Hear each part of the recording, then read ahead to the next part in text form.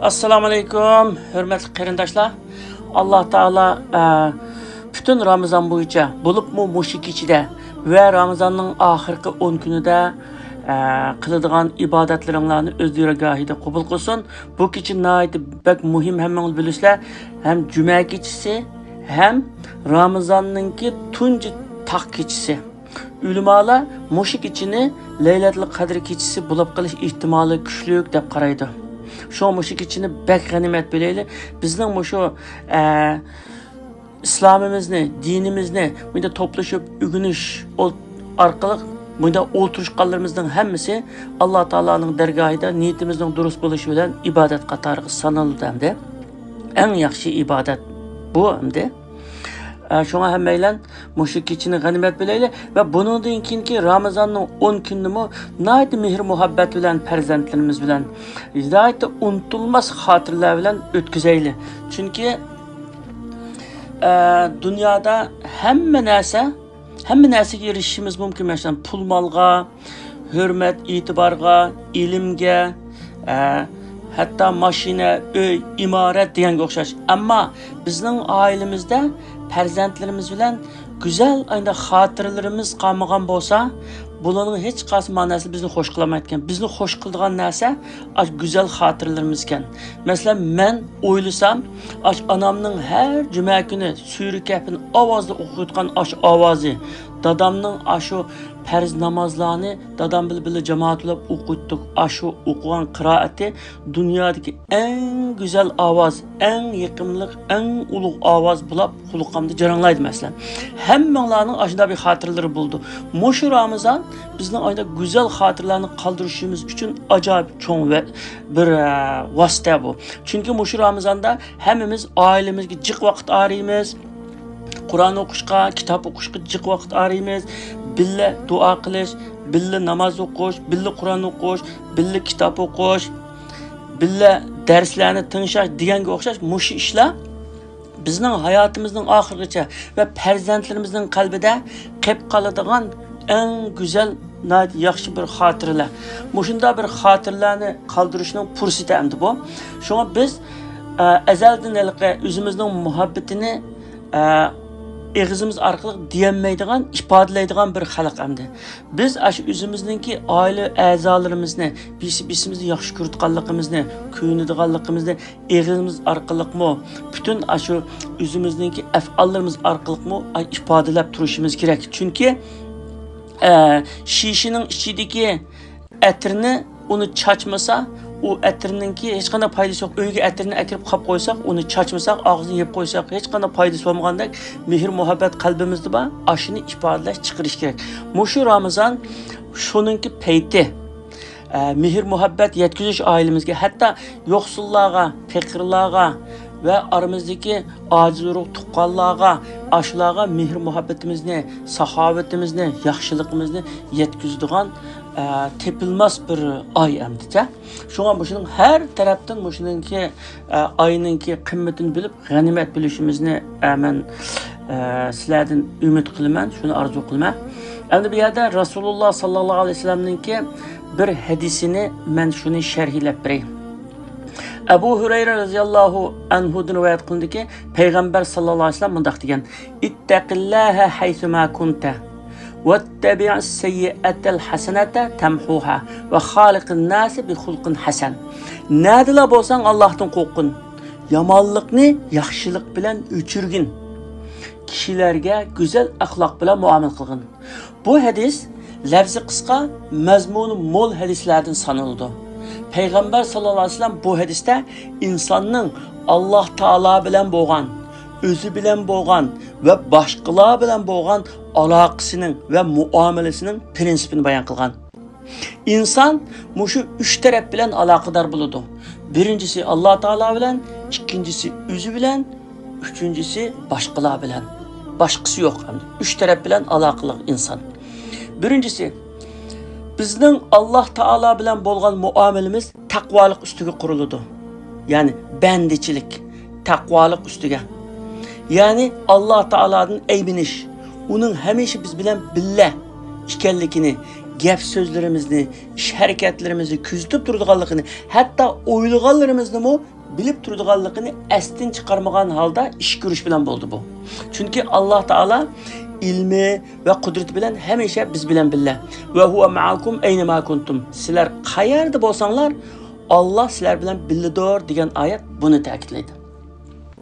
Siz Alloh taolaning hamisha siz bilan birlashganligiga, yaxshi yomon hamma ishingizni ko'rib va bilib turadiganligiga, uningga asosan sizdan hisob oladiganligiga shaksiz ishongan vaqtingizda iymonning eng tuvan darajasini hosil qilgan bo'lasiz. Yani şunun shaksiz ishonganda iymonning aran eng tuvan darajasini hosil qilasiz. Siz mayli kunduzda yoki kechida bo'ling, mayli odam bor yerda yoki hech kim yo'q yerda bo'ling, Alloh taolaning sizni kuzatib turadiganligini, harakatingizni ko'rib, so'zlaringizni anglab turadiganligini his qilganingizda gunoh qilishdan qo'rqasiz. Chunki u chaqda siz sizga qarab turgan zotdan Alloh taoladan hayo qilasiz. Hayo iymondan. İman bak qalbda hayo bo'ldi. Buning o'zi sizning iymoningizning dalili. İmanı bu adam hayo qildi degan gap. İkincisi bizning o'zimiz bilan bo'lgan muomalamiz nafsni paklash ustiga qurildi. Bu o'zimizni tekshirib turish va yaxshi amallarni ko'p qilish orqali gunohlarimizni, yomonliklarimizni, xatoliklarimizni yuvib turish bilan bo'ladi. Innal hasanat yuzhibna sayyiat. Yaxshi ishlar orqali yaman ishlar yuyuladi degan oyat buni ishorat qildi. Gunohni va yomonlikni qilib bo'lib, tövbe qilib qo'yibla bo'ldi qilmaymiz. Balki yaxshi ishlarni qilish talab qilinadi. Yaxshi ishlarni qilish orqali ash yomonligimizni yuya olamiz. Alloh taolo farishtalarga aql, hayvonlarga nafs ato qilgan bo'lsa, insonlarga ham aql, hem nefs ato qilgan. İnsan bu ikkisi bilan Alloh taolaning imtihoniga salohiyatlik bo'lgan va sinoq dunyosiga avatilgan. Alloh taolo bizga ato qilgan nafs soyasida biz bir qatim sabr qilish bilan, yana bir qatim shukr qilish bilan Alloh taolaga yaqinlik hosil qila olamiz. Chunki iymonning yerimi sabr, qolgan yerimi shukr. Bu ikkisi bilan iymonimiz to'liqlandi. Navoda bizni gunohga buyuradigan nafsimiz bo'lmagan bo'lsa edi, biz bu ikki xislatni hosil qila olmagan bo'lardik. Demak, nafs bizning jannatni qazanish vasilamiz. Chunki navoda biz nafsni aql va shariatga bo'ysundirgan vaqtimizda, jannatni tanlagan. Aksicha aql va shariatni nafsimizga bo'ysundirgan vaqtimizda do'zaxni tanlagan bo'lamiz. Bizning boshqalar bilan bo'lgan muomalamiz go'zal axloq ustiga quriladi. Birovning go'zal axloqi uning iymonining komilligini ko'rsatadi. Chunki payg'ambar sollallohu alayhi vasallamning iymoni eng komil odam, eng axloqli odamdir degan so'zi buni ta'kidlaydi. Dindorlik bilan axloq o'tirisida zich munosabat bor. Axloq dinning yadrosi va uning g'oyasi. Yani axloq dinimizning g'oyasi. Bütün ibodatlarning vazifasi axloqni tuzash, nafsni poklashdir. Masalan, namoz gunohni to'sidi, ro'za taqvolikni o'g'itidi, zakot sexiylikni o'g'itidi, haj axloq o'g'itidi, Qur'on o'qish iymonimizni kuchlantiradi. Hammasi to'g'riliq oyatlar bayini. Payg'ambar sollallohu alayhi vasallam buni tushuntirib, men faqat güzel axloqlarni to'liqlash uchun avatildim deb ko'rsatgan. Ya'ni dinning g'oyasi axloqni o'ngshash, mukammal axloqli qilish ekanligini, ya'ni aniq degan. Qur'on Karimda güzel axloq iymon bilan qo'ldash, ya'ni güzel axloq iymon bilan qo'ldash, ibodat bilan yondash bo'lib kelgan. Masalan, Mu'minin surasining 5-dan 9 oyat, Furqon surasining 63-oyatidan 68-oyatigacha bo'lgan oyatlar mu'minlarning ibodati bilan axloqi birga maqtalgan oyatlar. Ya'ni bir axloq, bir ibodat, bir axloq, bir ibodat ikkilisini maqtagan. Yuqorqi 3 taraflama aloqa bizdan samimilikni va izchillikni, aktivlikni talab qildi. Endi İmam Ahmad rivoyat qilgan bir sahih hadis bor. Anas ibn Malik radhiyallohu anhu rivoyat qildiki, bir kuni payg'ambar sallallohu alayhi vasallam bilan masjidda o'tirdik Rasulullah dedi, hazır cennet ehlidan buladigan bir adam kirdi hazır. Dedi, degani bu qanday odamdi deb diqqat qilib tursak, bir adam kirdi, ta'ritilib kirib ekan, soqollaridan ta'ratning suvlari eqib turgan adam kirdi. Ertesi yana o'tiratdik, namozni kutib o'tiratdik, namoz. Burun sahobalar namoz vaqtidan burun masjidga kirib, masjidda namozni vaqtini kutib o'tiratdi-da. Mush ibodatni vaqtida qilaylar deb.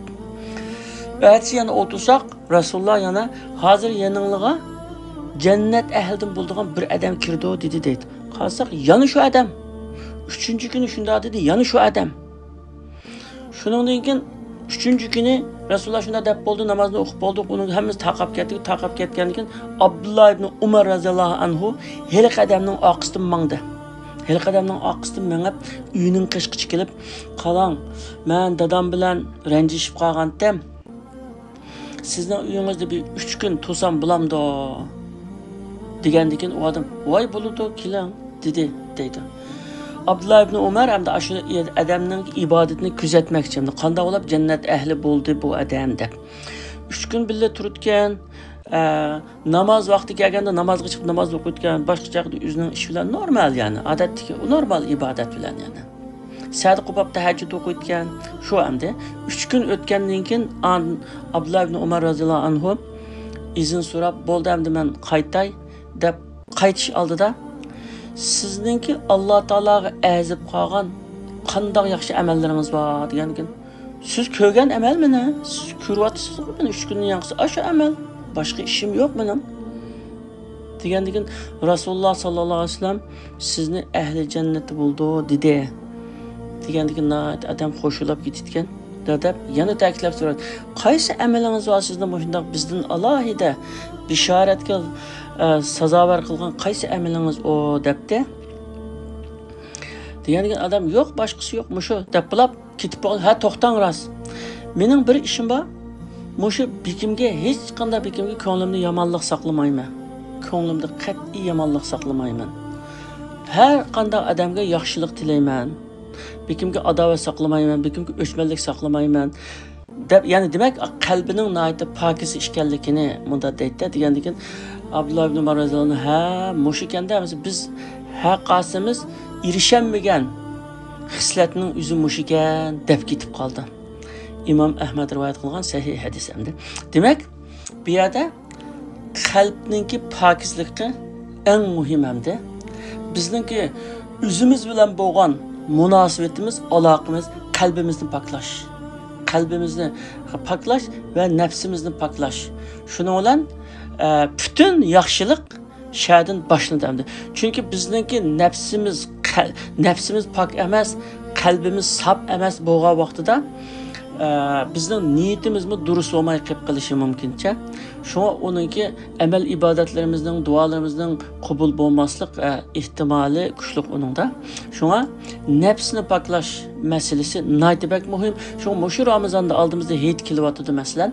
Endi qanday bir urug' tuqqanlarimiz, do'stlarimiz, xizmatdoshlarimiz, saboqdoshlarimiz qanday ishga biz aralashayotgan kishilarimiz, mahallamizga jamoatlarimiz shuning orasida ko'nglimizda bir ranjish bo'lgan bo'lsa, ko'ngilsizlik bo'lgan bo'lsa, ya oila a'zolari ichida shundan bo'lgan bo'lsa, Alloh uchun kechirib etib, haqqancha ig'ir bo'lsa, qanday bo'lsa kechirib etib, qalbimizni pok tutib, Alloh taoloninki rahmeti yig'ish uchun qalbimizni pok tutishimiz biz uchun nihoyatda muhim hamda.